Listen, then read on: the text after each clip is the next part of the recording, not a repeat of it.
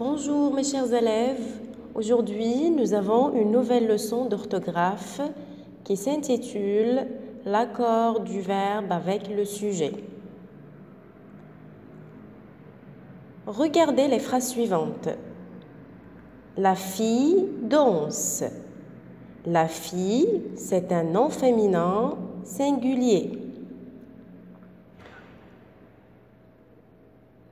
On peut le remplacer par le pronom personnel « elle ».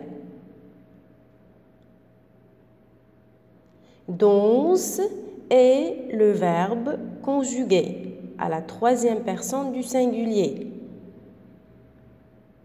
On remarque que le sujet est singulier, le verbe est aussi singulier. On dit le verbe s'accorde avec le sujet. Regardez la deuxième phrase.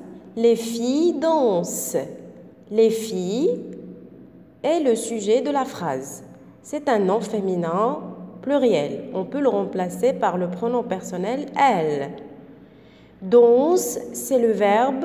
Elle est conjuguée à la troisième personne du pluriel. On remarque aussi que le sujet est au pluriel, alors le verbe est aussi au pluriel. On dit le verbe s'accorde avec le sujet. L'accord du verbe avec le sujet peut s'entendre quand on parle. Cela veut dire on peut entendre le changement du verbe ou ne peut pas s'entendre mais s'écrire et se voir. Cela veut dire que je ne peux pas entendre la différence ou bien le changement du verbe, mais je peux le voir. Exemple, je vais au cinéma. Ils vont au cinéma. Ici, je peux bien entendre l'accord du verbe « vais » et « vont » et je vois la différence aussi. Par exemple, papa chante. Si je remplace papa par papa et maman, je vais dire papa et maman chantent avec ENT.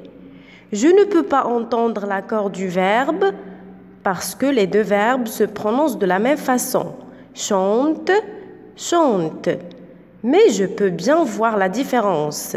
Chante avec E, chante dans la deuxième phrase avec ENT.